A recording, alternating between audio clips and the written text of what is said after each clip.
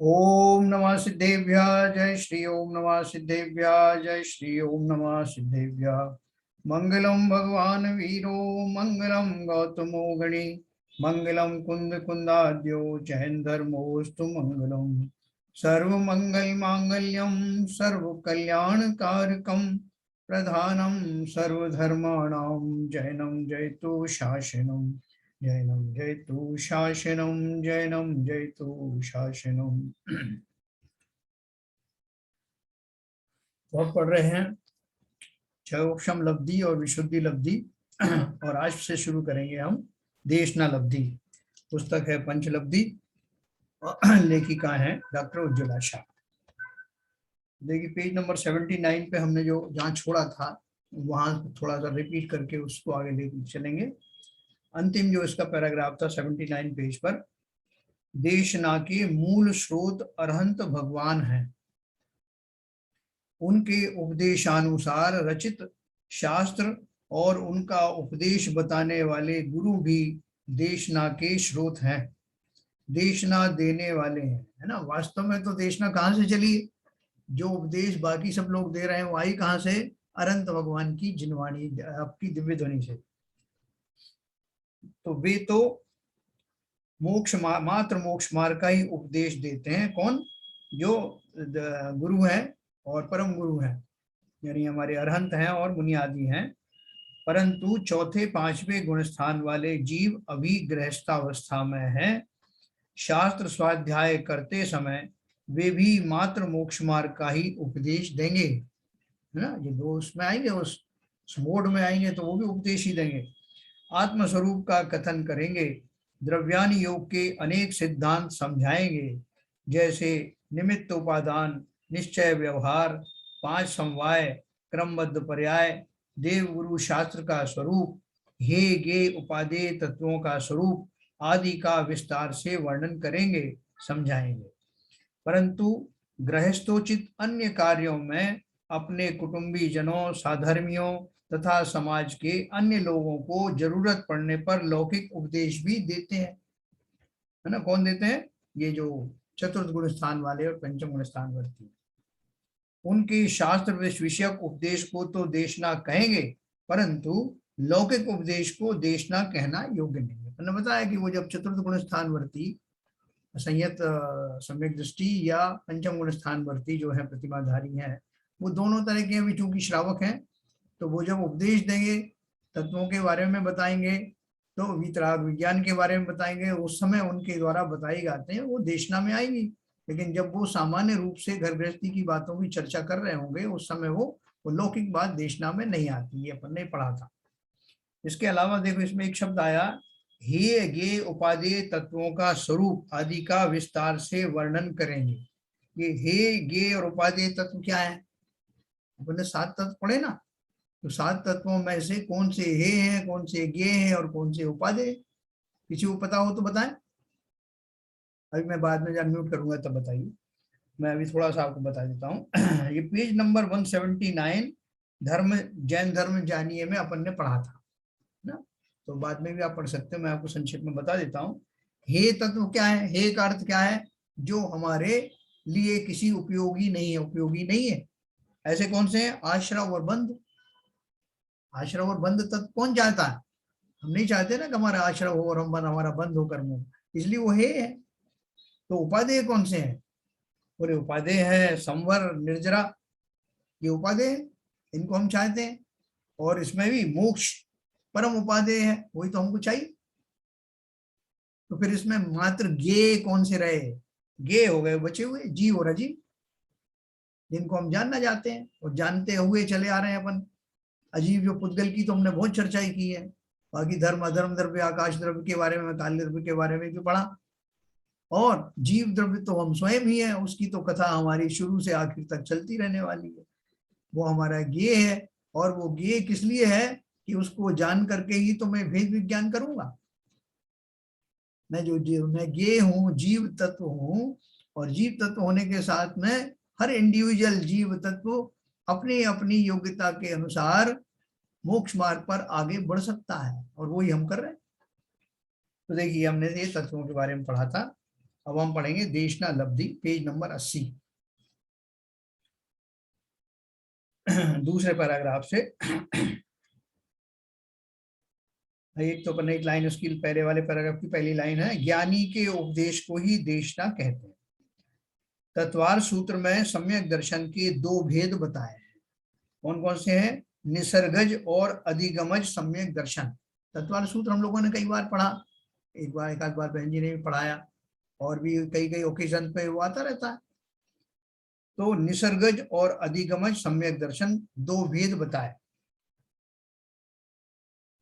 सम्यक दर्शन के दो भेद बताए। दूसरे के उपदेश से जो प्राप्त होता है उसे अधिगमज कहा है, और किसी के उपदेश के बिना ही जो प्राप्त हो वह निसर्गज कहलाता है।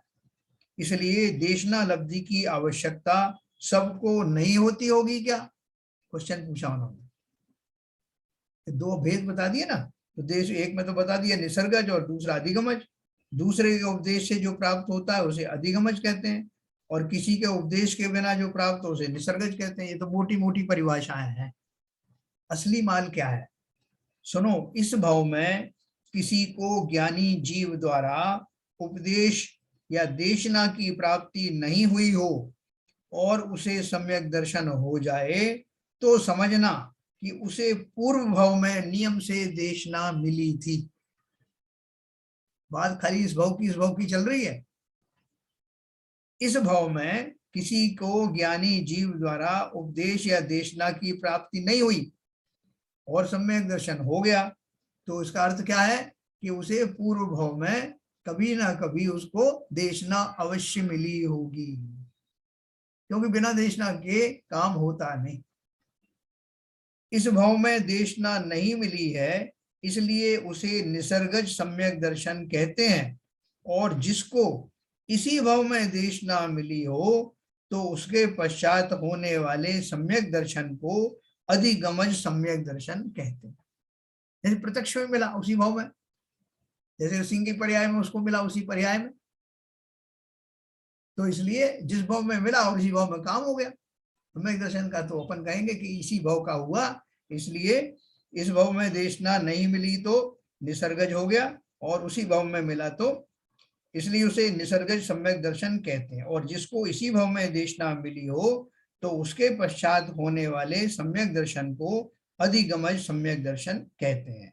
परंतु देशना बिना ही सम्यक दर्शन हो जाए ऐसा सर्वथा निसर्गज सम्यक दर्शन होता ही नहीं, है ना। सम्यक दर्शन जब भी होगा, चाहे तो इसी भाव में उसकी देशना मिली हो जिस समय सम्यक दर्शन हुआ, या देशना पूर्व भाव में मिली हो, सम्यक दर्शन इस भाव में प्राप्त हुआ हो। इससे उन्होंने दो भेद किए। अब देखो एक एक शब्द आएगा जाति स्मरण। हमने इसकी चर्चा की थी। जाति स्मरण क्या होता है कि हमको किन्हीं किन्हीं जीवों को अपने पूर्व भाव का स्मरण हो जाता है, और वो पूर्व स्मरण जो है, जाति स्मरण जो है, उनको सम्यक दर्शन प्राप्त होने में सहायक होता है। जैसे मैंने आपको देवों का उदाहरण दिया था। देव मनुष्य जब मर करके या तिर्यंश मर करके जब देवगति में जाते हैं तो वहां का वैभव जैसे उन्हें मिलता है देख करके वो दंग रह जाते हैं, और वो सोचते हैं कि मैंने क्या किया था कि इसकी वजह से मुझे इतना बढ़िया बढ़िया ये सब साधन मिले, दिव्य देह मिली, दिव्य स्थान मिले। तो वो अपने अवधि ज्ञान से जानता है कि पूर्व में उसने कैसे कैसे धार्मिक कार्य किए थे, पुण्यादि कार्य किए थे। तो ये जान करके बहुत सारे जीवों को जाति स्मरण हो जाता है। वो भले उस समय में मिथ्यादृष्टि देव हैं, लेकिन ये भाव ये जानते ही कि मैंने कितना कितना जो है उपक्रम किए थे, धार्मिक अनुष्ठान किए थे, धार्मिक चर्चाएं की थी, मुनियों को आहार आदि दिए थे, ये सब जान करके उसको जाति स्मरण हो जाता है। पूर्व ध्यान में आके उसको पुनः उस धर्म की महिमा आने लगती है और उसको सम्यक दर्शन हो जाता है। इसी तरह से उल्टा भी होता है। कभी जो और ज्यादा रिद्धिदारी देव है हमसे, वहां पर उनके जो है विमान आदि देखकर कहीं किसी मिथ्या दृष्टियों को तो ईर्ष्या हो जाती है, और किसी को ये होता है कि देखो ये मुझसे ज्यादा पुण्यशाली जीव हैं, इन्होंने और ज्यादा अधिक पुण्य कार्य किए, धार्मिक कार्य किए, धार्मिक अनुष्ठान किया और तत्वों का चिंतन किया, इसलिए सम्यक दृष्टि देव हैं और ज्यादा महिमा के धारी हैं। ऐसा ज्ञान होते ही उन जीवों को सम्यक दर्शन के भाव आने लगते हैं। इसी तरह नारकियों का हमने पढ़ा था कि नारकियों को जब जैसे ही वो नरक में पैदा होते हैं तो जैसे उत्पन्न होते ही उनको बहुत ऊंचे उछलते हैं, जैसे सहस्त्र बिच्छुओं ने डंक मारा हो ऐसी पीड़ा उनको होती है, वो उछलते हैं जमीन से। और उसी समय वो अपने कुअवधि ज्ञान से, कुअवधि ज्ञान की दोनों तरह से उसका उपयोग किया जा सकता है, उस समय वो अपने अवधि ज्ञान से ये जानते हैं कि मैंने पूर्व में क्या निकृष्ट कार्य किए थे जिसके कारण मैं नरक में आ गया। तो 90% जीव तो जो है उनको जाति स्मरण से कुछ फायदा नहीं होता, लेकिन 10% ऐसे जीव भी होते हैं जो उस संकट की घड़ी में जान लेते हैं कि हो मैंने कितने कितने कुत्सित काम किए, कितने जो है बुरे काम किए जिसके कारण मेरी ये दशा हुई। अब मुझे समय मिले तो मैं अवश्य या इनको छोड़ दूंगा, कभी नहीं करूंगा। ऐसा भाव पूर्वक वहां भी उनको सम्यक दर्शन हो जाता है। ये जाति स्मरण है, मनुष्यों में भी होता है बहुत जनरली। जैसे उनको श्रेयांश कुमार को, राजा श्रेयांश को हुआ था ना, जब आदिनाथ भगवान को कोई आहार देने वाला नहीं था, तब उनको एकदम जाति स्मरण हुआ कि मैं श्रीमती के भाव में जब था या थी स्त्री पर्याय में, तब मैंने इनको, आदिनाथ भगवान का जी उनका पति थे, तो दोनों ने मिलकर के मुनिराजों को आहार दिए थे, तो वो सब उनको आहार की विधि एकदम याद आ गई जाति स्मरण से। ऐसा जाति स्मरण से बहुत सारे काम बनते हैं जो अपन पढ़ने वाले हैं। नारकी और देवों में अवधि ज्ञान पाया जाता है। अवधि ज्ञान द्वारा वे पूर्व की देशना को जानते हैं। मनुष्य और तिर्यंचों में जाति स्मरण ज्ञान से भी पूर्व भव की देशना याद आती है, अथवा पूर्व भव में सुना हुआ, अभ्यास किया हुआ उपदेश धारणा ज्ञान में होगा तो उसके कारण अगले भाव में भी सम्यक तो हो सकता है। वो कह रहे हैं कि जैसे पूर्व भाव में किसी ने उपदेश सुना, वो उनके संस्कार में बसा हुआ है, तो वो जो अब उचित निमित्त आए तो वो एकदम जागृत हो जाता है ना। पूर्व भाव में सुना हुआ, अभ्यास किया हुआ उपदेश धारणा ज्ञान में होगा तो उसके कारण अगले भाव में भी सम्यक तो हो सकता है। देखो अपन ने ये बात पढ़ी थी कि अभी तो हम पूरी जोर लगा देंगे कि इसी पर्याय में मुझे सम्यक दर्शन मिल जाए, क्योंकि सब तरह से अनुकूलता है और पंचम काल में सम्यक दर्शन प्राप्त करने में कोई रुकावट नहीं है। लेकिन अगर किसी कारण से हमारी काल लब्धि नहीं आई है और इस भाव में सम्यक दर्शन नहीं भी होता है, तब भी जो कुछ हम कमाई कर रहे हैं वो व्यर्थ जाने वाली नहीं है। अगले भाव में ये सब जो है आपको ट्रिगरिंग होने की देर है, ये हम सब कैरी फॉरवर्ड करने वाले हैं, इसलिए हमें तो लाभ ही लाभ है।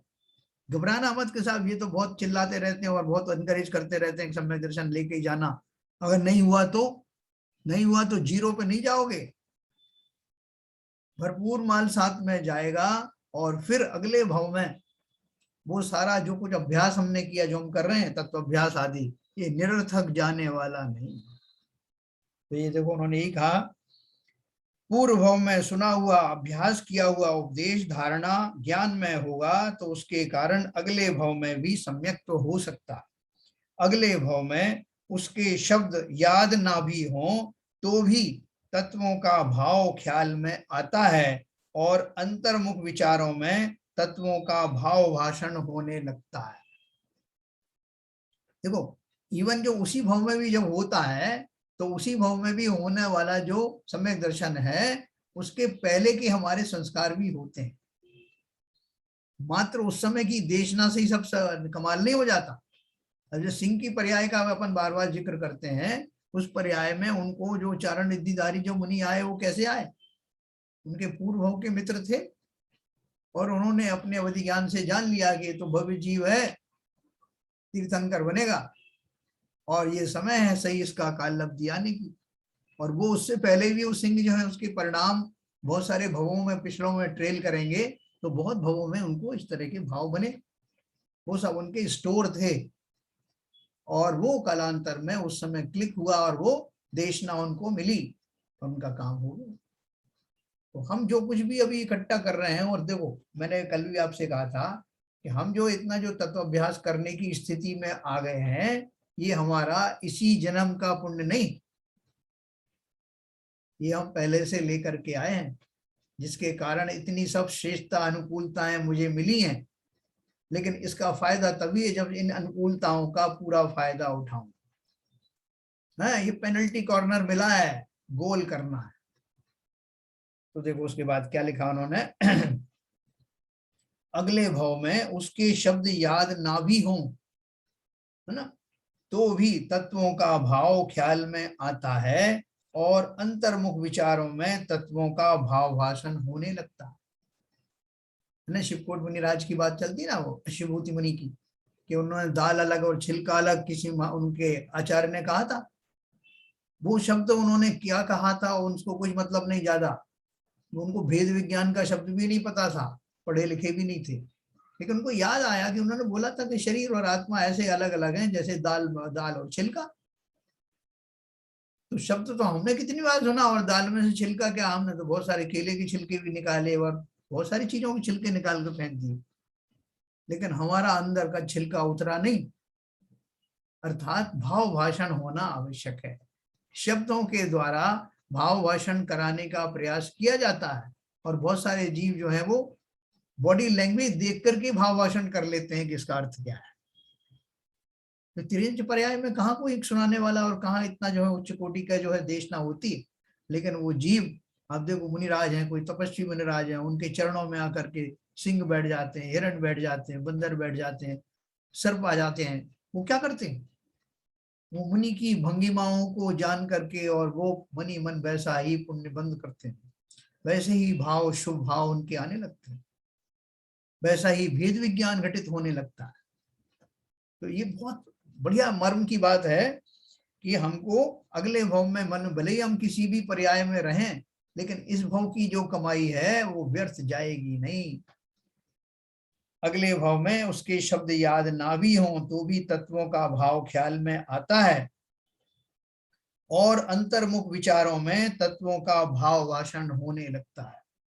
उसमें बाह्य निमित्त जिन बिंब दर्शन, स्वर्गों में रिद्धि, जो सब मैंने आपको बताया, उसमें बाह्य निमित्त जिन बिंब दर्शन, स्वर्गों में रिद्धि, वैभव आदि देखना, या नरकों में तीव्र वेदना का होना, मनुष्यों में धर्म श्रवण, धर्म स्मरण, ग्रंथों का पढ़ना या उपदेश सुनना, ये सब हो सकते हैं। क्या हो सकते हैं, ये निमित्त हो सकते हैं सम्यक दर्शन की प्राप्ति में।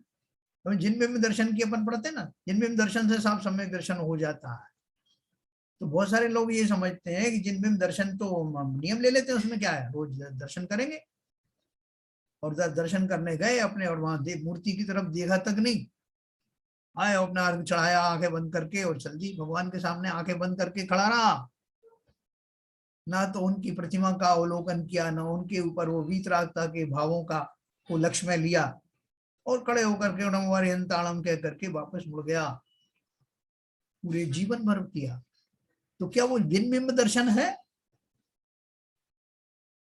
जिन बिंब दर्शन का अर्थ मात्र अवलोकन नहीं, उन भावों के द्वारा जिनके द्वारा वो अरहंत आदि बने हैं, उन भगवान का स्मरण करते हुए उस प्रतिमा पर दृष्टिपात करना, ये जिन बिंब दर्शन है।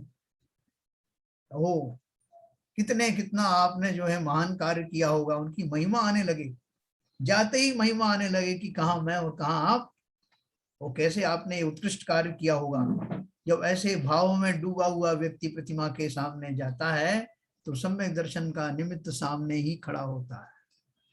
हमें रोज ही निमित्त मिलता है, हम कितने पुण्यशाली हैं, लेकिन हम उसको सही रूप में हमने वास्तव में उनके दर्शन अभी तक किए ही नहीं। करूंगा तो वो अनुपम कार्य घटित होने लगेगा जो आज तक नहीं हुआ। तो बोल रहे हैं इनमें जो कौन कौन सी चीजें हैं जो सम्यक दर्शन में जाति स्मरण कहा जाता है, या जो सम्यक दर्शन में निमित्त बनते हैं, उसमें बाह्य निमित्त जिन बिंब दर्शन, स्वर्गों में रिद्धि, ये बाह्य निमित्त है सारे, वैभव आदि देखना, या नरकों में तीव्र वेदना का होना, मनुष्यों में धर्म श्रवण, धर्म स्मरण, ग्रंथों का पढ़ना या उपदेश सुनना हो सकता है। इसको बाह्य देशना कहा या देशना कहा, और देशना लब्धि में जीव उसका श्रवण और ग्रहण या धारण करता है। ये निमित्त मिले ना, जैसा मैंने आपसे कहा कि प्रतिमा सामने हो तब भी हमारे अगर वो भाव नहीं बने तो वो हमारे वो निमित्त भी नहीं कहलाएंगे, बाह्य निमित्त भी नहीं कहलाएंगे। निमित्त तो तब कहलाएंगे जब हमारे उनके उनसे भाव बन जाए। ये जो चीजें बताई गई, इसलिए उन्होंने क्या लिखा, इसको बाह्य देश ना कहा या देश ना कहा, और देशना लब्धि में जीव उसका श्रवण ग्रहण धारण करता है, उस पर विचार करता है, निर्धारण करता है। केवल सुनना देशना लब्धि नहीं कहलाती। तो भाई साहब आज मैंने सुन के आया, आज मैंने 2-3 मुनियों की जो है प्रवचन सुने, वो इस पे सुना साहब, यूट्यूब पे सुना, तो आज तो मजा आ गया, आज देशना लब्धि हो गई। लब्धि हुई क्या सुना, पर उन्होंने बहुत अच्छे अच्छे शब्द इस्तेमाल किया, मुझे ध्यान नहीं है क्या किया था, लेकिन आज जो आप बताते रहते हैं देशना लब्धि, में तो आज लेके ही आया देशना। ये देशना लब्धि है क्या? देशना लब्धि किसको बोला उन्होंने? देशना लब्धि में जीव उसका श्रवण ग्रहण और धारण करता है, उस पर विचार करता है, निर्धारण करता है। केवल सुनना देशना लब्धि नहीं कहलाती। अपन किसी से कहें कि जा बेटा पानी लेकर आ जा, वो खड़े खड़े आपकी ओर देखता रहे, आप उसे दोबारा कहेंगे, फिर भी नहीं सुने तो डांटेंगे कि क्या तुमने नहीं सुना। तो सुनकर यदि वो पानी लाता है तो ही हम कहेंगे कि उसने सुना है। और अगर उसने कुछ नहीं किया, तो हमने किसी को कोई काम दिया, उसको बोला कि भैया ऐसा ऐसा कर देना, तो उसने कहा अच्छा ठीक है, वो किया ही नहीं। तो किया नहीं तो बोला तुमने सुना नहीं क्या, मैंने बोल तुमसे कहा था पानी लेके आना। बोले सुना तो सही। बोले क्या सुना? बोले आपने कहा था पानी लाना। तो इतना सुनना जो है सुनना कहलाएगा क्या? जब तक उस योग्य कार्य नहीं होगा जिस तरफ जो है दिशा निर्देश दिए गए हैं, तब तक वो कार्य नहीं हुआ कहा जाएगा। उसी तरह देशना में जो कुछ समझाया है, वो जीव अगर खाली सुन करके उसमें रह जाए, उसको पापों की तरफ इंगित किया उन्होंने कि ये पाप होता है वो पाप होता है, वो अच्छा अच्छा बहुत अच्छा बता दिया आपने, तो तुमने पाप क्यों नहीं छोड़े? बोला आपने ये थोड़ी कहा था कि छोड़ना है, आपने बताया था कि पाप क्या होता है पुण्य क्या होता है, आपने कहा और मैंने सुना। तो ये तो वास्तविक सुनना भी नहीं हुआ, देशना लब्धि तो दूर की बात। लोग भगवान की सुनना भी कहाँ चाहते हैं, वे तो भगवान को सुनाना चाहते हैं, सुनाते भी रहते हैं। अपन बाकी लोगों को सुना, मैंने उनको 1 की 10 सुनाई, और वो भगवान तो कुछ कहते नहीं, तो मैं वहां जाकर रोज सुनाता हूँ। न केवल दूसरों की शिकायत करता हूँ, बल्कि उनको डायरेक्ट उनको भी डांट देता हूँ कि भगवान जी हम रोज दर्शन करने आते हैं, आपने एक भी काम तो किया नहीं मेरा, तो क्या आऊं मैं आपके पास? और आप बड़े वो बनते हो, क्या बोलते हैं, अंतर्यामी बनते हो, रोज तो मुझे बताना पड़ता है, शांति धारा करते समय भी तब बताना पड़ता है कि मैं कौन हूँ और मेरे साथ कौन कौन खड़े हैं, किन किन की तरफ से शांति धारा हो रही है और क्या क्या मैं चाहता हूँ, रोज बताना पड़ता है। आप समझते तो हो नहीं। तो वो यही कह रहे हैं कि लोग भगवान की सुनना भी कहाँ चाहते हैं, वे तो भगवान को सुनाना चाहते हैं, सुनाते भी रहते हैं। रोज मंदिर जी में जोर शोर से पूजा पाठ बोलकर भक्ति करते हैं, गान करते हैं, भगवान की जय बोलते हैं, परंतु भगवान ने क्या कहा है उसे शास्त्रों द्वारा या गुरु मुख से विद्वानों से सुनना नहीं चाहते। यह कैसी अवस्था हुई पता है? 2 इंद्रिय 3 इंद्रिय और चतुरिंद्रिय जीव जिन्हें विकलेंद्रिय कहते हैं, उनके वचन यानी भाषा तो होती है, परंतु पंचेंद्रियों की तरह कर्णेंद्रिय नहीं होने से वे सुन नहीं सकते। देखो कितनी अनुपम बात है। शनि पंचेंद्रिय है, मनुष्य है हम, तो सोचो उसकी महानता महिमा, सोचो कि वो 2 इंद्रिय 3 इंद्रिय 4 इंद्रिय जो जीव हैं, उनके रसना इंद्रिय तो दी और उनके शब्द भी निकलते, भाषा वर्गणाएं भी हैं, लेकिन कान नहीं है, वो सुन नहीं सकते कि वो आप क्या कह रहे हो। इसलिए बहुत सारे लोग उनको कहते हैं अरे नहीं उधर मत जाओ। आप किसी कीड़े मकोड़े को कह के देखो, 2 इंद्री 3 इंद्री 4 इंद्री वाले, अरे उधर मत जाना वहां खतरा है, वो सुन लेंगे आपकी बात? कैसी अवस्था है। हम सब उसके धनी हैं, 2-2 कान दिए हुए हैं श्रवण करने के लिए, और ये मस्तिष्क जिसका हमें बड़ा भगवान होता है, उससे निर्णय नहीं कर पाते सही बात क्या है, सही गलत बात क्या। तो क्या बताया उन्होंने कि दो इंद्री, तीन इंद्री, चतुरिंद्री जीव जिन्हें विकलेंद्री कहते हैं, उनके वचन यानी भाषा तो होती है परंतु पंचेंद्रियों की तरह कर्णेंद्री नहीं होने से वे सुन नहीं सकते। हम भी यदि भगवान को या मंदिर में उपस्थित अन्य लोगों को भक्ति पूजा पाठ सुनाते हैं और भगवान की या प्रवचनकार की नहीं सुनते हैं, तो हमारी अवस्था भी विकलेंद्रियों जैसी ही है। मैं एकलव्य का उदाहरण आपको फिर दूंगा। एकलव्य ने द्रोणाचार्य की को सुनाया भी और उनकी सुनी भी। क्या सुनाया उनको, और भक्ति भी की, खूब जम के भक्ति भी की, जैसी हम करते हैं उससे भी ज्यादा और अनोखी भक्ति की। बहुमान आया कि आपके जो गुण है मेरे अंदर आ जाएं, ऐसा बहुमान लेकर गया, रोज करता था। लेकिन दूसरा पार्ट था उसका उन गुणों की प्राप्ति के लिए युद्ध कौशल, धनुर्विद्या को सीखना, अभ्यास करना। लेकिन हम पहली तो हमने की, और दूसरी भी जो वो सुनाता था उनको, द्रोणाचार्य को क्या सुनाता था, प्रभु मुझे आप जैसा बनना है, मुझे आशीर्वाद दो कि मैं आप जैसा बनूं। हम तो वैसी भी नहीं उनको सुनाते, सुनाने में तो अपने स्वार्थ पने की बात सुनाते हैं, संसार में पड़े रहने के लिए जो जो आवश्यक चीजें हैं उनको मांगते रहते हैं, जो वो छोड़ आए कचरा समझ के, वो हम उनसे मांगते हैं।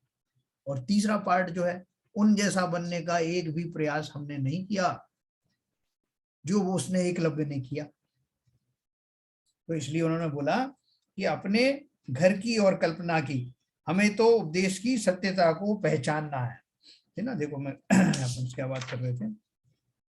हाँ, हम भी यदि भगवान को या मंदिर में उपस्थित अन्य लोगों को भक्ति पूजा पाठ सुनाते हैं और भगवान की या प्रवचनकार की नहीं सुनते हैं, तो हमारी अवस्था भी विकलेंद्रियों जैसी हो जाती। देशना में तो निमित्त रूप से सच्चे देव गुरु शास्त्र आदि होते हैं, परंतु देशना तभी कहलाएगी जब कोई जीव देशना का श्रवण करेगा, उसका ग्रहण करेगा अर्थात समझेगा, उसे याद रखेगा अर्थात धारणा में लेगा। यदि जो सुना वह समझ में नहीं आया, वह समझ में ही नहीं आया, तो कुछ कार्यकारी नहीं है। उसी प्रकार समझ में तो आया परंतु तत्काल विस्मरण भी हुआ तो भी क्या काम का। इधर से सुना इधर से निकल गया। जो सुना समझा उसे स्मरण में रखकर उस पर विचार करना, चिंतन मनन करना और स्वयं युक्ति और न्याय से तर्क की कसौटी पर कसकर उन तत्वों की सच्चाई का निर्णय करना, यही तो महत्व की बात है। निर्णय होने पर उस रूप परिणमन भी होता है। देखो अपन रोज जो है 1 घंटे अपन धर्म चर्चा करते हैं, और उसको सुनकर के जैसे 8-9 बजता है अपने अपने काम से लग जाते हैं। अगर हम किसी से 1 घंटे बाद ही पूछें कि तुमने क्या सुना आज, तो साहब ये तो याद नहीं है कि कुछ सुनाया तो था उन्होंने, वो ठीक भी लगा था, अच्छा भी लगा था, बाकी याद नहीं है कि क्या कहा था। बोले कल क्या, कल क्या बताया था। बोले जब आज का याद नहीं तो कल का कैसे बताऊं आपको। तो ये जानते हैं कि अच्छा सुनाया था। तो बोले फिर हमने टाइम बेकार कर दिया, वेस्टेड द टाइम, इतनी एनर्जी, इतना टाइम, ये पर्याय का अमूल्य समय व्यर्थ गंवा दिया। इसलिए उन्होंने क्या लिखा, जो सुना समझा उसे स्मरण में रखकर उस पर विचार करना। एक 10 मिनट 15 मिनट तो करना, फिर आपका वो जो है वो कहीं ना कहीं अंकित हो जाएगा। मैंने आज क्या सुना, कल जो सुना था वो क्या था, और आज जो सुना वो क्या है। 10 मिनट अगर आपने उसका स्मरण कर लिया ज्यादा देर होने से पहले, तो वो आपका एक संस्कार बन जाएगा। ये बातों को व्यर्थ मत खो देना, खाली हम जो है इस भ्रम में ना रहे कि हमने इतनी देर सुना इससे हमारा कल्याण हो जाए। एब्जॉर्व करना पड़ेगा। देखो बहुत सारे लोग हमारे जो आजकल जो आते हैं, आप सब स्वाध्याय में उसमें बहुत सारे लोग बोलते हैं कि एब्जॉर्व हुआ, तो उन्होंने वास्तव में एब्जॉर्व किया होता है तभी उनके मुंह से निकलता है, नहीं होता जब तक वो पूछते हैं। और एब्जॉर्व हो गया तो हो गया, परमानेंटली हो गया। अगर आपको याद भी ना आया अगले क्षण, दूसरे 2-4 दिन बाद, तब भी वो अंकित हो गया आपके अवचेतन मस्तिष्क में, लेकिन उसको स्मरण जरूर करना। निर्णय होने पर उस रूप परिणमन भी होता। मुझे ऐसा ही करना है, आज मैंने जो कुछ सुना ऐसे ही मुझे करना है। जिनेंद्र देव के दर्शन करने जाऊंगा तो उनके गुणों को सामने रख करके उस तरह का भाव भाषण करूंगा, ऐसा चिंतन करूंगा। मुझे उन जैसा ही बनना है। जो वो कचरा फेंक के आए हैं वो सब मुझे भी छोड़ना है, अवश्य छोड़ना है। उनमें इस तरह के भाव उस क्षण में विकसित करना, फिर आपका वो परमानेंट चला जाएगा, मोड में आपकी मेमोरी में चला है।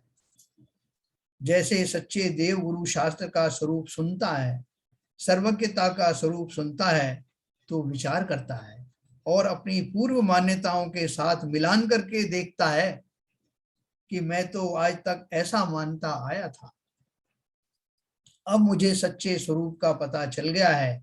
यदि निर्णय हो गया हो तब, है ना, ये सुनने के बाद में उसको निर्णय लेना है। निर्णय अपन बोलते हैं ना, निर्णय का अर्थ क्या है? यदि निर्णय हो गया हो तब वह कुदेव कुगुरु कुशास्त्र को छोड़ देगा, उनकी आदर भक्ति विनय छूट जाएगी। तो इतने जितने स्वाध्यायी बैठते हैं उनमें जिनको मैं क्लोजली जानता हूं, कम से कम 5-6 लोग तो ऐसे हैं जिनके जीवन में बहुत अभूतपूर्व परिवर्तन आ गया। कुदेव कुगुरु कुशास्त्र को अच्छे से समझ गए और उसमें निरंतर अब उनको कोई आकर्षण नहीं रहा, वो भली भांति समझते हैं मन में कैसे धारण करना, तत्वों को कैसे धारण करना, ये सब उस दिशा में बढ़ चले हैं। बाकी लोग भी बढ़े होंगे मुझे पता नहीं, लेकिन इतना जो है परिवर्तन हम सबके जीवन में अवश्य ही घटित हो रहा है। स्पीड अलग अलग हो सकती है, किसी की थोड़ी कम हो सकती है, ज्यादा होगी, लेकिन अवश्य ही हमारे जीवन में वो सही जगह पर समाविष्ट हो रहा है। बोले यदि निर्णय हो गया हो तब वह कुदेव कुगुरु कुशास्त्र को छोड़ देगा, उनका आदर भक्ति विनय छूट जाएगी। सच देखा जाए तो देशना लब्धि में निमित्त है। देशना लब्धि चाहिए तो उसके लिए कुछ निमित्त है, जो अपन ने निमित्त पढ़े बाहर, जिन बिंबादी हैं, मुनिराजों का, आचार्यों का समागम है, और भी बहुत सारे कोई हमारे विद्वान लोग हैं उनका समागम है, अच्छी पुस्तकों का मिलना है, ये सारे निमित्त हैं। लेकिन वो किसके निमित्त हैं? देशना लब्धि के बाह्य निमित्त हैं। परंतु उसके बिना प्रथमोपसम सम्यक तो हो ही नहीं सकता। इसलिए स्थूल रूप से उपचार से देशना को या देशना जिनके द्वारा प्राप्त होती है, उन सच्चे देव गुरु शास्त्र को सम्यक दर्शन का निमित्त कह दिया जाता है। वो क्या बोल रहे हैं कि भले ही वो सब जो आपको इंस्ट्रूमेंट्स बताए जिनके माध्यम से देशना मिलती है, और हम अगर निर्णय करें तो जो देशना लब्धि में कन्वर्ट हो सकती है, तो वो जो आयतन बताए आपको देशना के, वो वास्तव में तो तभी वो निमित्त कहे जाएंगे जब मुझे सम्यक दर्शन हो जाएगा, देशना लब्धि मेरी प्राप्त हो जाएगी, तब तो वो निमित्त बने, वरना तो नहीं बने। लेकिन फिर भी उपचार से उनको ही सीधा सीधा कह देते हैं कि यही उसके साधन है। बाह्य निमित्त है ना, लेकिन हम कहते हैं उनके कारण से हुआ, आज मुनिराज का उपदेश सुना और मुझे सम्यक दर्शन हो गया। तो बोले वो तो निमित्त था, बाह्य निमित्त तो था, मैंने उसके अनुसार निर्णय लिया और अपने आप को उस रूप में कन्वर्ट कर दिया। तो इसलिए लिखा उसके बिना प्रथमोपम सम्यक तो हो ही नहीं सकता। इसलिए स्थूल रूप से उपचार से देशना को या जिनके द्वारा देशना प्राप्त होती है, उन सच्चे देव गुरु शास्त्र को सम्यक दर्शन का निमित्त कह दिया जाता है ना, पहले से कह दिया जाता है। अपन कहते हैं जब वो कार्य हो तब कौन ना निमित्त, वो तो बात सही है, लेकिन ये शाश्वत निमित्त है कि जब भी जीव को सम्यक दर्शन होगा, ये निमित्त ही उसके कार्य कारण में बनेंगे, निमित्त ही कार्यकारी होंगे, इसलिए उसको शाश्वत रूप से कह दिया जाता है। निमित्त नैमित्तिक संबंध एक समय में होने वाले दो कार्यों में पाया जाता है। एक तो अनुकूल भाषित होने वाले निमित्त रूप परद्रव्य का कार्य और नैमित्तिक कार्य, इन दोनों का काल एक ही होता है। देखो निमित्त नैमित्तिक संबंध अपन बहुत चर्चा करते हैं ना, तो क्या है वो, उसमें निमित्त क्या है और नैमित्तिक क्या है? निमित्त नैमित्तिक संबंध एक समय में होने वाले दो कार्यों में पाया जाता है। दो कौन से कार्य हैं? एक तो अनुकूल भाषित होने वाले निमित्त रूप परद्रव्य का कार्य, जैसे कहा ना कि वो मुनिराज ने उपदेश दिया तो मुनिराज परद्रव्य हुए, है ना, उन्होंने उस जिस काल में, और वो मेरे लिए अनुकूल है, उन्होंने उपदेश दिया। और नैमित्तिक कार्य, नैमित्तिक कार्य क्या हुआ, मेरे अंदर में वो कार्य घटित हुआ जो उस निमित्त से होना था। तो मेरे अंदर जो घटने वाला कार्य है वो नैमित्तिक है। जिस निमित्त के फलस्वरूप कोई कार्य होता है उसे नैमित्तिक कार्य कहते हैं। इन दोनों का काल एक ही होता है। इसे शास्त्र में काल प्रत्यासत्ति कहा है। दो भिन्न कार्यों का काल एक ही होना और उनमें निमित्त नैमित्तिक संबंध पाया जाना, इसे काल प्रत्यासत्ति कहते हैं। देशना लब्धि रूप कार्य में देशना निमित्त रूप होती है, सम्यक दर्शन रूपी कार्य तो इसके पश्चात होता है ना। हमको भी सम्यक दर्शन होने वाला है, होने वाला अर्थात अभी कम से कम किताबों में तो हो ही जाएगा। जो प्रथमोक्ष सम्यक हम पढ़ने जा रहे हैं, उसका स्वरूप समझने जा रहे हैं, वो अब उसकी घड़ी आने वाली है। तो दो थोड़ा सा मैं आपको और पढ़ूंगा, आधा मिनट, फिर आपको अनम्यूट करूंगा। यहाँ हम बार बार देशना को देशना लब्धि का निमित्त कह रहे हैं। देशना लब्धि तो ज्ञान की पर्याय है।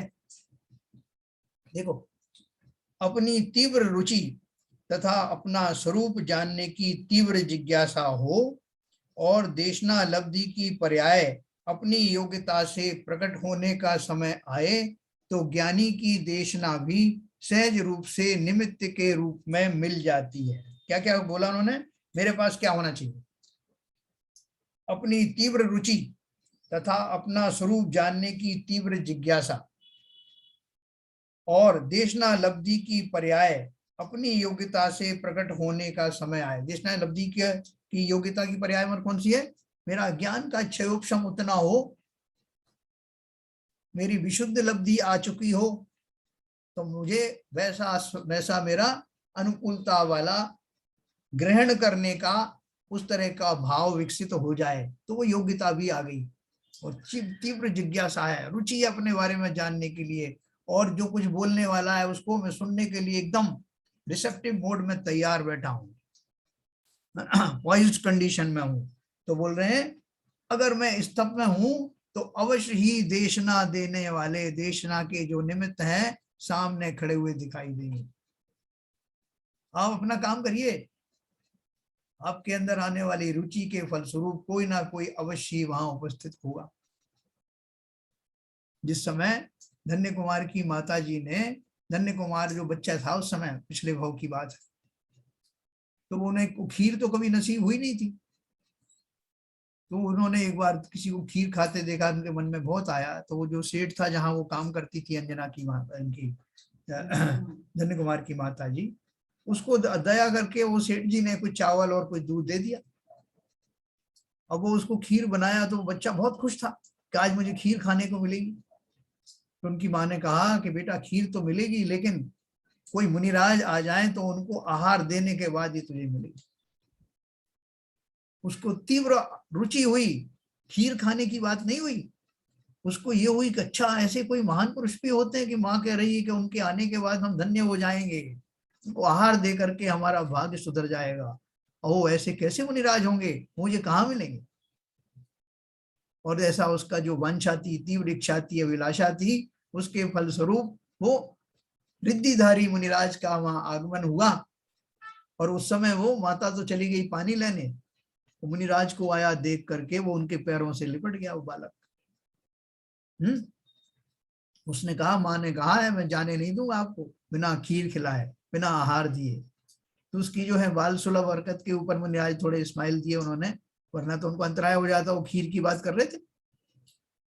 लेकिन उनकी जो तीव्र अभिलाषा थी, जिज्ञासा थी, वो पूरी हुई। और वो रिद्धिधारी मुनिराज, वो कौन सी रिद्धि थी उनके पास, एक बार उनको आहार दे दो तो पूरा नगर उसमें से खा ले तब भी वो कम नहीं पड़ता। क्षीण रिद्धि, या वो कौन सी रिद्धि थी देखना। तो उसके कारण उनको ये सब प्राप्त हुआ। तो यहाँ कहने का अर्थ क्या है कि मुझे कुछ नहीं करना, मुझे तीव्र अभिलाषा, तीव्र जिज्ञासा, तीव्र रुचि के साथ दर्शन की, देशना की प्राप्ति की अभिलाषा करनी है। और ये अभिलाषा होते ही देशना देने वाले निमित्त सामने खड़े मिलेंगे। ज्ञानी की देशना भी सहज रूप से निमित्त के रूप में मिल जाती है, परंतु निमित्त के कारण ज्ञान नहीं होता। इतना ही नहीं, देव शास्त्र गुरु की ओर आदर राग होता है, परंतु उस राग के कारण भी ज्ञान नहीं होता। राग तो होता ना, मुझे जिन राज से, जिन देव से, उनकी प्रतिमा से सबसे राग है, लेकिन राग से नहीं होगा। वो राग पूर्वक मैं उनके गुणों का स्मरण करूंगा, निर्णय लूंगा, तो उससे मेरा काम बनेगा। राग प्रारंभिक कारण होता है, किसी में के प्रति बहुमान आना, भक्ति भाव आना, ये राग ही है। लेकिन उस पूर्वक वो क्यों है मुझे? क्योंकि उनसे मुझे माल मिलेगा, वो दिव्य देशना मिलेगी, इस भाव से मुझे राग है। और जब वो देशना मिलती है तब मेरा काम हो जाता है ना। सामने तीर्थंकर आचार्य आदि हैं, इसलिए ज्ञान हुआ। उपदेश सुना, दिव्य ध्वनि सुनी, इसलिए ज्ञान हुआ, ऐसा नहीं है। वाणी के कारण मुझे ज्ञान हुआ, जड़ के कारण ज्ञान हुआ, ऐसा मानने वाला अपने चैतन्य स्वभाव का इनकार करता है, घात करता है ना। ये तो सब जो है निमित्त है, असली तो माल मैं ही, मेरे पास ही है। जैसे ही उसका जो है निर्णय करता हूं बुद्धि द्वारा कि मुझे क्या करना है, सच्चा स्वरूप क्या है, तभी मेरा काम होता है। अब मैं आपको अनम्यूट करता हूं।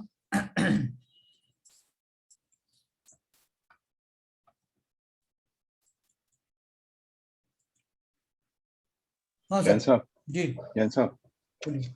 ये आपने बताया देशना के लिए, इसमें लिखा हुआ है 81 पेज पे, मनुष्यों में धर्म श्रवण, दूसरी लाइन टॉप पैरा में, जी बोलिए। धर्म श्रवण, धर्म स्मरण, ग्रंथों का पढ़ना।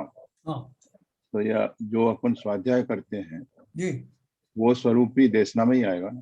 बिल्कुल आएगा, बिल्कुल आएगा। क्योंकि क्या है, आप सही कह रहे हैं, क्योंकि अभी आपको और आगे पढ़ने को मिलेगा कि ये जो हम जो श्रवण कर रहे हैं, ये हम किसका श्रवण कर रहे हैं? ये देशना मेरी नहीं है, ये तो शास्त्रों का ही श्रवण कर रहे हैं।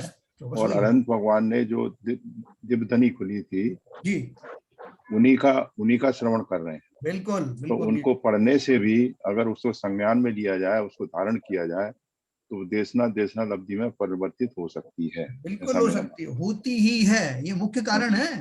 अच्छा, मुख्य कारण है। ठीक है, यही मेरा डाउट है जी। और किसी को कुछ पूछना है? ललित जी है उधर? ललित जी नहीं है आज।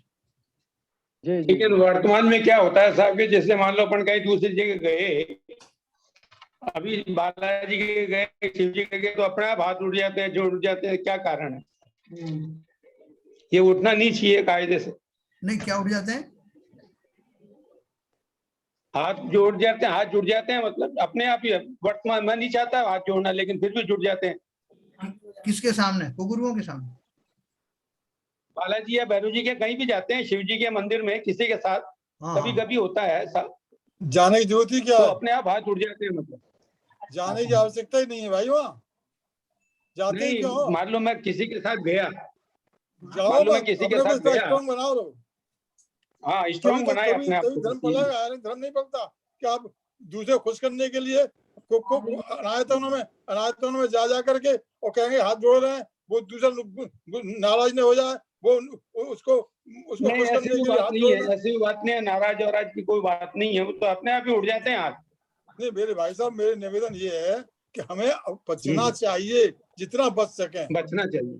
सही है। हम हमारे भाई साहब गए थे वहां पे, बहुत ये सब लोग, बहुत से लोग गए हमारे इसके दर्शन करने के लिए शिव जी के। मैंने स्ट्रांगली कह दिया, मेरे साथ मीना जी भी थी, वो भी मेरे साथ रुकी। स्ट्रांगली कहा नहीं जाएंगे, हम नहीं जाएंगे, तो सब बाबू चलो पैसे दे के आएंगे, हमें जाना ही नहीं है। देखो ऐसा है, जो बाबूजी कह रहे हैं ना पदमचंद जी, हाँ जी, हाँ जी, ये क्या है, हमारी थोड़ी कमजोरी होती है। कमजोरी है ये अपन जब मोक्ष मार्ग प्रकाशक पढ़ेंगे तो उसमें विशेष रूप से ये वर्णन है कि अगर लज्जा से, लोभ से और दूसरे कारणों से मैं जबरदस्ती उनको नमस्कार करूं तो मेरे पूरा पूरा दोष लगता है। या तो उसमें लज्जा का भाव होता है, या जो समाज का लोग क्या कहेंगे, ये लज्जा ही है ना, या लोभ होता है कि भैया ऐसा है कि हमारे भगवान तो कुछ देते नहीं, इनसे कुछ ले जाओ जहां तक आए हैं तो, है है ना। ऐसे जो दो तरह के भाव है ना, ये वास्तव में हमें इसके लिए परेशान करते हैं, और बार बार हाथ जोड़ने का जो आता है ना संदर्भ, वो इसीलिए आता है। लेकिन जिन जीवों को इतनी पक्की श्रद्धान होती है, रामायण में लिखा है कि जिस समय एक वज्रकरण नाम का एक वो थे राजा, उन्होंने उनको रामचंद्र जी का जो है वो जब दर्शन किया तो उनके, जबकि उन्हें मालूम था उनका इतना प्रभुत्व है, उनको देख के लोगों के हाथ जुड़ जाते थे, लेकिन उस राजा ने उनके सामने हाथ नहीं जोड़े। सम्यक दृष्टि था वो। रामचंद्र जी को स्वयं को उसमें लिखा है कि उन्हें ताज्जुब हुआ कि मुझे देखकर भी मस्तक नहीं झुका, आश्चर्य बड़ा ही होता है, ऐसे करके पद्य में है वो। फिर उन्होंने जाना कि ये सम्यक दृष्टि जीव है और ये जिनेंद्र देव के अतिरिक्त किसी को नमस्कार नहीं करता। और उसके ऊपर संकट आया तो रामचंद्र जी ने और लक्ष्मण जी ने उसे, उस सिंगोदर नाम का एक राजा था, उससे युद्ध किया और वहां से उसको हरा करके इनको राज दिलवाया। तो कहने का क्या अर्थ है कि जिसको वास्तव में ये श्रद्धांत सच्चा होता है, वो किसी भी संकट से, किसी भी लालच में, किसी भी लज्जा के वश होकर के तो गुरुओं के चक्कर में फंसता नहीं। ठीक है ना। मैं जाने का प्रसंग होता है, मैं ये नहीं बोल रहा हूँ, प्रैक्टिकली आजकल अपन जाते हैं, 10 लोग गए हैं, खड़े हुए हैं, तो आप जाते हो तो आपको लगता है कि चलो उपचार से सही मैं ऐसे हाथ तो जोड़ लेता हूँ। ठीक है, ऐसे भाव आते हैं, मजबूरी में करना पड़ रहा है, खड़े हुए हैं वहां पे। तो जैसे बाबूजी ने कहा, पहली बात तो कोशिश ये करो कि अपन अवॉइड ही करो ऐसे प्रसंगों में। बिल्कुल सही है, बिल्कुल सही है। और अगर जाना हो भी जाए तो अपना थोड़ा सा किंचित हाव भाव बदल करके अपने खड़े रहे, जैसे और चीजों के दर्शन करते हैं, ऐसा देख लिया, अपने भगवान का ध्यान किया, नमस्कार मत पढ़ लिया, जय जिनेंद्र कर दिया। ऐसे बहुत सारे तरीके हैं, ठीक है ना, जिससे आप उन सबसे मिथ्यात्व से बच पाएंगे। जी सही बात। इस पे तो जैन साहब, इस पे तो पहले बहुत चर्चा होगी, बिल्कुल सही बात। और आपने यही कहा कि अगर ऐसा कोई प्रसंग बनता भी है तो तटस्थ रह के अपने अंदर के भाव अपने देव शास्त्र गुरु में स्थापित करो। और जैसे आप दुनिया में सारी चीज देखते हैं, क्या ये मकान बना हुआ है, ऊपर एरोप्लेन जा रहा है, मतलब एक तटस्थ भाव से, तटस्थ भाव, बिल्कुल सही बात। तो देखो, मैं आपको कल इन्होंने ललित जी ने एक प्रश्न पूछा था, उसका मैं उत्तर देता हूँ। उन्होंने बोला था कि आपने रुचि की बात, आप इतनी बार इतनी रुचि पूर्वक रुचि की बात करते हो, वो रुचि कैसे आएगी? जिन जीवों को नहीं आती वो कहाँ से लाए वो रुचि? कोई दुकान पे तो मिलती नहीं है ना। ये वैलिड क्वेश्चन है, मेरे को आई नहीं रही रुचि तो मैं क्या करूं? तो देखो, रुचि ना आने के क्या क्या कारण हो सकते हैं। पहला कारण तो ये है कि मेरी काललब्धि नहीं आई ना। 5 समवाय का अपन बात करते हैं ना, मेरा कोई पूर्वकृत कर्म का ऐसा उदय चल रहा है कि मुझे उस ओर जरा भी रुचि होती नहीं। इवन मेरा जो वीर अंतराय नाम का कर्म है, उसके कारण मेरा ऐसा सामर्थ्य ही नहीं जुटता कि मैं दूसरे कामों से हट करके इस तरफ टाइम दूं, ऐसा भाव ही नहीं आता। तो ये जो मुझे अंतराय कर्म आदि जो पढ़ रहे हैं, लेकिन अब मैं समझ जरूर रहा हूँ। देखो, इतनी यहाँ पे हमारी रुचि लाने की बात है, वो कैसे आई, ये मैं समझ जरूर रहा हूँ कि ये इतने सारे जीव जो इकट्ठे होकर के धार्मिक चर्चाएं करते रहते हैं और बार बार रुचि की बात आती है, इसमें क्या रहस्य है, इनको रुचि क्यों आती है, इसका चिंतन होते ही, और मुझे रुचि क्यों नहीं आती, अपन इसका एनालिसिस तो कर सकते हैं। अगर मुझे एक निर्णय हो जाए कि ये जो कर रहे हैं वो अच्छा कार्य कर रहे हैं, भले ही मैं नहीं कर पा रहा हूँ, मुझे इंटरेस्ट नहीं आ रहा है, ऐसा ज्ञान तो मुझे हो जाता ना, तो उस बात को लेकर के कि इन्हें इतनी रुचि क्यों है और मैं क्यों नहीं कर पा रहा हूँ, इनके करने में क्या सत्यता है और मेरे करने में क्या प्रमाद आदि हैं, इसका एनालिसिस करना। इतना एनालिसिस करने मात्र से आपको पता लग जाएगा कि ये सही है या मैं सही हूं। अगर वो सही है तो फिर अपने कारण अपन को ढूंढने पड़ेंगे कि मैं अभी किस प्रपंच में पड़ा हूं। क्या मुझे ऐसा भाषित होने लगा कि मैं शरीर अलग हूं, आत्मा अलग हूं, ऐसा होने लगा है क्या? वो नहीं हो रहा, तो नहीं हो रहा तो होना चाहिए ना। ऐसा अपने मन में अगर स्वयं के प्रति तार्किक ज्ञान प्रकट हो तो एक ना एक दिन वो सत्यता को जान करके इस दिशा में बढ़ेगा और रुचि प्रकट होने लगेगी। एनालिसिस करना, रुचि नहीं हुई तब भी पुरुषार्थ करता नहीं, खोजता नहीं, ढूंढता नहीं। अगर खोजने लगे, ढूंढने लगे, ऐसा पुरुषार्थ करने लगे तो उसको एकदम से रुचि आएगी।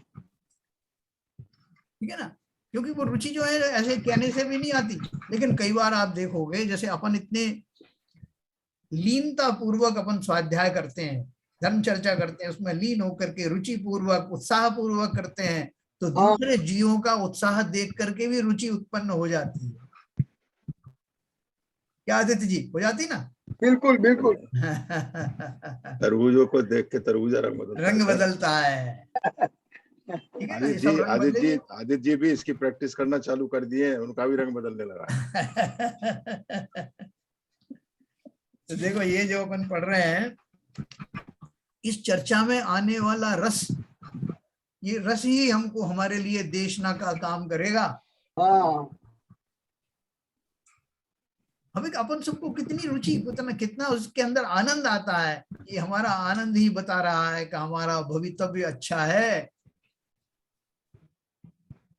अपन को किसी बोरियत के साथ में ये काम नहीं कर रहे हैं, है ना। 1 घंटा अपन को मालूम नहीं पड़ता कैसे जाता है, पता ही नहीं पड़ता है ना। नहीं तो 1 घंटा बात करने में आदमी सोचता कि आप कितने करने मिनट बात करनी है साहब, तो 5 मिनट से ज्यादा मैं बात नहीं कर सकता। लेकिन अपन सब मिलकर के 1 घंटा दे रहे हैं। इसमें क्यों दे रहे हैं? क्योंकि ये हमारी अपनी बात हो रही है, किसी और की नहीं। संसार रुचि की बात हो रही ना, समस्त पदार्थों से रुचि हटा करके और मैं अपने में रुचिवान हो रहा हूँ। ये मामूली बात नहीं है, ये हमारा अनंत अनंत भवों का जो है पुरुषार्थ है। हमारा वीरांतराय जो है हो रहा है, जिसके वीरांतराय का अभाव हो रहा है, जिसके कारण हमारी सामर्थ्य प्रकट हो रही है। तो बहुत धैर्य पूर्वक, बहुत उत्साह पूर्वक इस चर्चा में पार्टिसिपेट करना। भले अगर हम नहीं भी बोल पाए, जरूरी नहीं कि बोल करके पार्टिसिपेट होता है, सुन करके भी होता है। तो मैं आपको समय होने वाला है, वह 1 लाइन और पढ़ के इसको समाप्त करूंगा।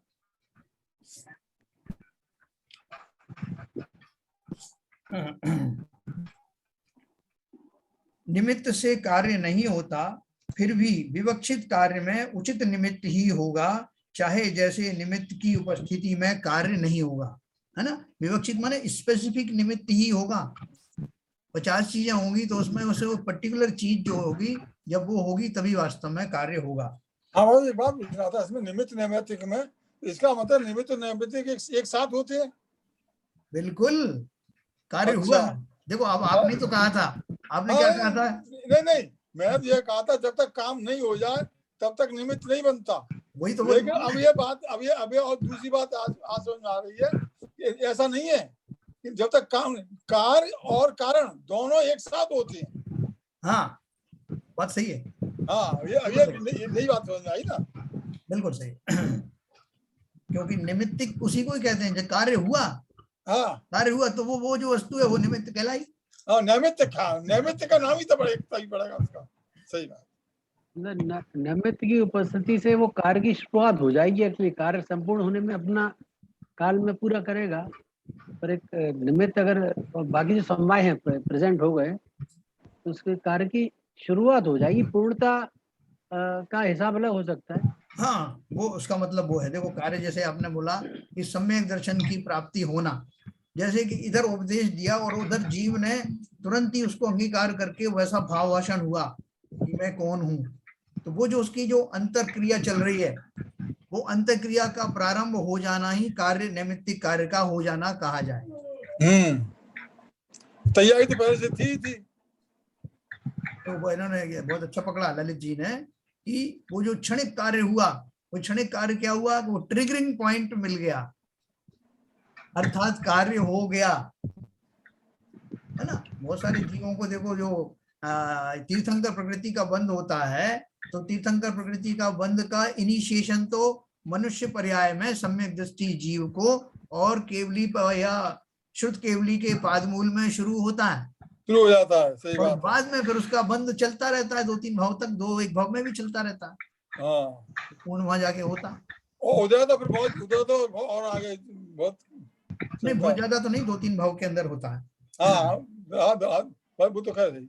तो ठीक है, ये कल अपन जो है थोड़ा सा और पढ़ेंगे निमित्त के बारे में, क्योंकि ये पूरी जो चर्चा है, जो देशना है वो वास्तव में निमित्त का ही कार्य करती है, और देशना पूर्वक होने वाला जो उपलब्धि है उसको देशना लब्धि कहते हैं। तो ये लब्धि हम एक बार समझ लेंगे तो समझने से क्या होगा कि हमें कोई छटपटाहट नहीं रहेगी, घबराहट नहीं रहेगी कि भाई साहब देशना का इंतजाम तो करो ना, तब मैं देशना लब्धि प्राप्त करूंगा। तो प्राप्त करना नहीं, आपके आसपास ही घूम रही है वो देशना। देशना से मतलब देव शास्त्र गुरु से ही का ये वो है, वो शाश्वत निमित्त जो है वो बन जाते हैं। शाश्वत निमित्त बताए थे ना मैंने आपको ये सब। हाँ, इसमें बहुत सारे जो है, इवन जब कभी आप बहुत गहरे दुख में हो, बहुत जबरदस्त पीड़ा या दुख में हो, तो भी वो निमित्त बन जाता है अपने स्वरूप के चिंतन का, वेद विज्ञान करने का और सम्यक दर्शन प्राप्त करने का। भरत चक्रवर्ती ने सफेद बाल देख लिया अपने बालों में, है ना, तो फौरन दीक्षा के भाव आ गए। किसी ने जो है बादलों का बिखरता हुआ देखा, मेघों का विच्छिन्न होता हुआ देखा, तो वैराग्य हो गया। किसी ने बिजली का जो है क्षणभंगुरता देखी, 1 मिनट में बिजली चमकी और अस्त हो गई, ये निमित्त बन गया। किसी ने जो नीलांजना का नृत्य देखा, उसकी पर्याय बदलते ही उनको वैराग्य हो गया। तो ये सारे जो कारण हैं, जो बाह्य में जो कारण दिखते हैं, ऐसे बिछोह के कारण, प्रतिकूलताओं के कारण भी इनसे घबराना मत, ये अवश्य ही हमें को कुछ ना कुछ ज्ञान दे के जाने वाले। यही निमित्त होते हैं, ये निमित्त है, बिल्कुल निमित्त है। तो अभी जैसे बोल रहे हैं ना लोग, कोरोना काल में जो है हमको ये कोरोना मिला, तो इसकी वजह से सब जीवों को मजबूरी में एक जगह बैठ करके टाइम पास करना पड़ा, जिसमें एक टाइम पास का तरीका ये भी था जो अपन कर रहे हैं। वो कोरोना निमित्त बन गया। हमारे स्वाध्याय में सामूहिक स्वाध्याय तो पहले ही होता था, लेकिन सामूहिक स्वाध्याय में और जो लोग जुड़े हैं उनके लिए तो कोरोना वाकई निमित्त बना है। तो चलिए, सब बहुत बढ़िया, आप सबने पार्टिसिपेट किया, अच्छा लगा, है ना। कल अपन फिर चर्चा करेंगे जिनवाणी स्तुति का।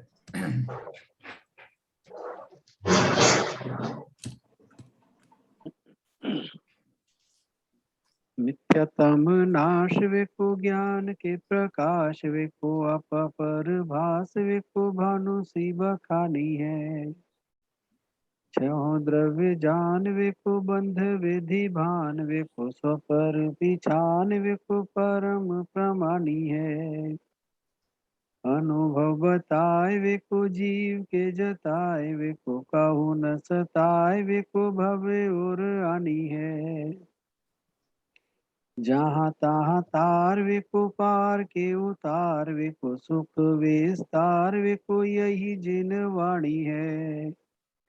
हे जिनवाणी भारती तो है जपू दिन रैन, जो तेरी शरणा गए सो पावे सुख चैन। जिनवाणी के ज्ञान से सूझे लोका लोक, तो वाणी मस्तक नमो सदा देते हैं धो, सदा देते हैं धो। जिनवाणी माता की जय। नमस्कार।